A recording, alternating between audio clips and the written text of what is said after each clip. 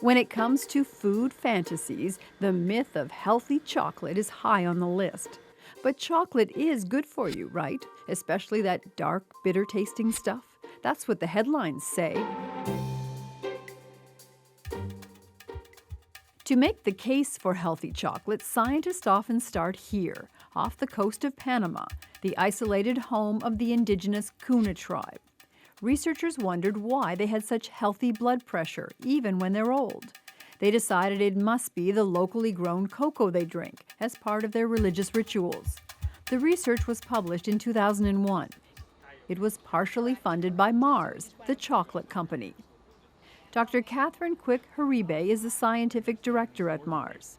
It was because of the Kuna. They don't suffer from the same diseases and conditions that plague us in Western societies, that maybe cocoa was unique and special. And so that was really an important springboard for our research program. By the time the story of the Kuna was published, the search for the health effects of chocolate had begun in earnest. Scientists zeroed in on compounds inside the cocoa bean, something called cocoa flavanols.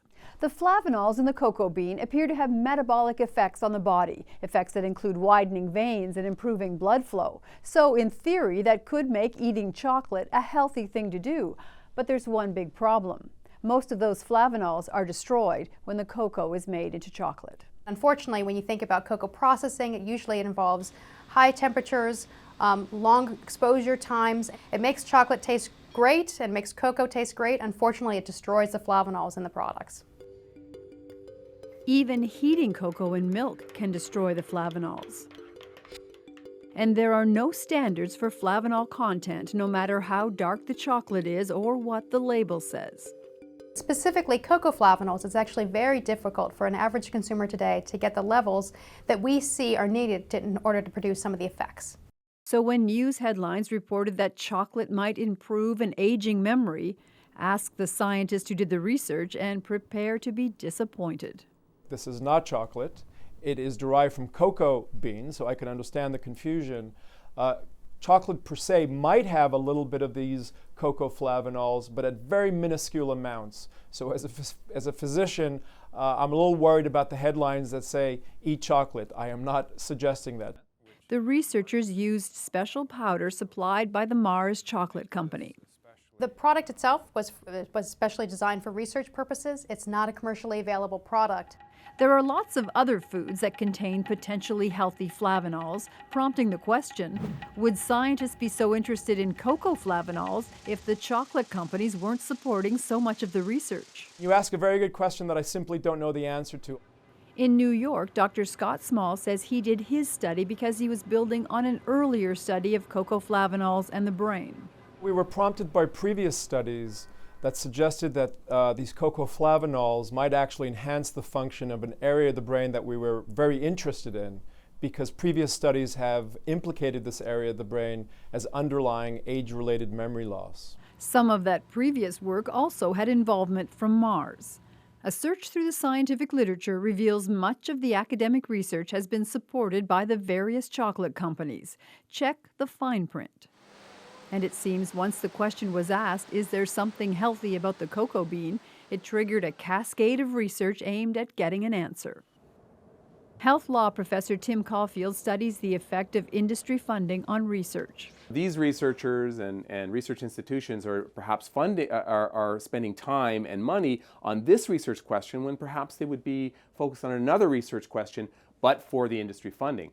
So, I'm not saying that's good or bad, but we have to recognize the impact of industry involvement. The science on cocoa flavanols has been peer-reviewed and published in high-profile journals. There's no suggestion that the technical work is flawed.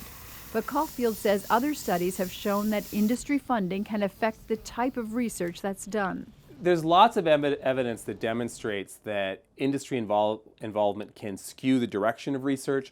It can skew the research questions that are asked. And researchers follow the money. And I don't mean that in any kind of pejorative manner at all. I mean, you need research funding, right?